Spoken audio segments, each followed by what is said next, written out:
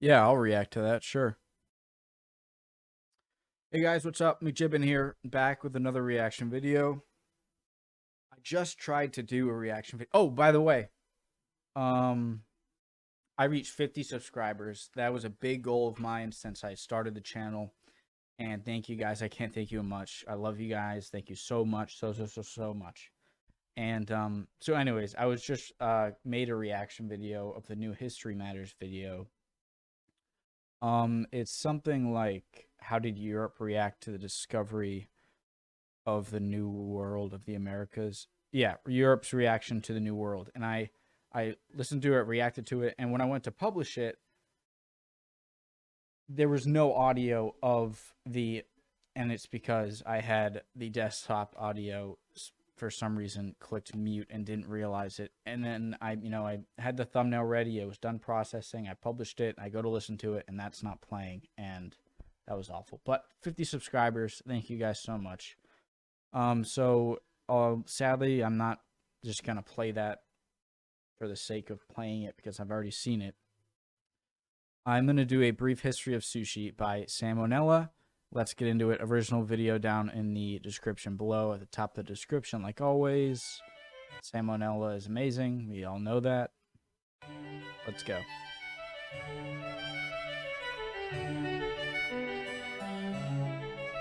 Hey kids, it's Food Friday, so today's lesson is on the history of sushi. Sushi It is Friday. first came into existence in Japan around the 8th century. It consisted of gutted, salted fish stored in fermented rice. You know, this half-rotting rice is good and all, but I can still smell things. Yeah, and I'm not having nearly as much diarrhea as I would like to be. What should we do? Raw fish. Raw fish, I was thinking exactly the same thing. God, we are so in sync. Nah, but actually, the rice wasn't meant to be eaten. It was only used as a means of preservation. You see, the fermenty juices of the rice would soak into the fish and prevent it from spoiling.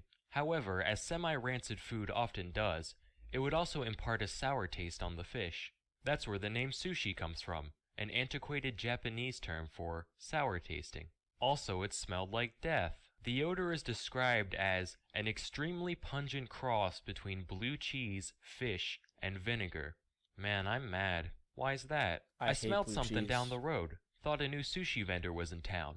Turns out it was just a hobo taking a piss on a tuna sandwich. Later on, during the late Edo period, people started pickling the rice, which drastically shortened the required fermentation time. So now, rather than smelling like blue cheese, fish, and vinegar, it just smelled like fish and vinegar. Hey, that's a huge improvement.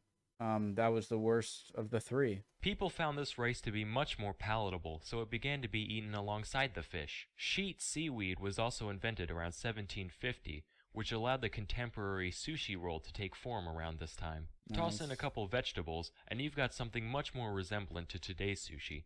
During the late 19th century, many Japanese emigrated to America to escape the imperial takeover of Japan, which was known as the Meiji Restoration. It just so happens that they brought the concept of sushi with them, which enjoyed brief popularity to America to escape.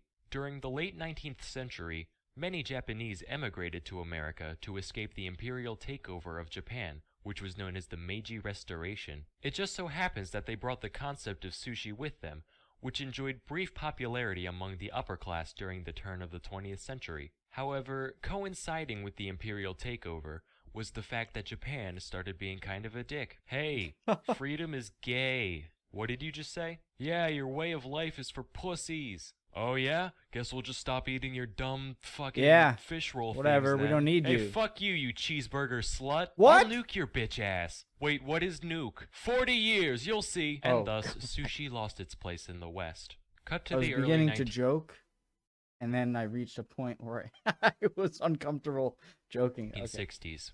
And thus, sushi lost its place in the West. Cut to the early 1960s. World War II tensions are mostly gone, and refrigeration is everywhere. This allowed sushi to again rise in America, this time for good.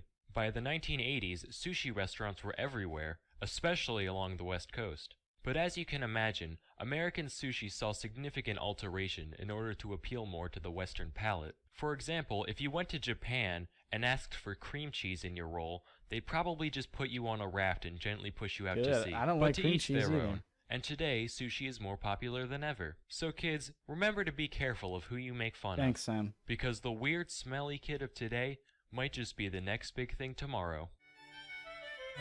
Great, awesome channel, like always. Check out Salmonella if you haven't. He's like 50% of what I pretty much do him in History Matters. I know I gotta expand more and do more videos like that. Like the Rome and Greece videos are really cool. But yeah, about sushi, I mean that was interesting and everything, but I'm like, it's not my favorite foods, but like sometimes like I really like a nice salmon roll. Anyways, all right. Reaction coming up soon, probably today, later the next day, something like that. All right, see you guys then.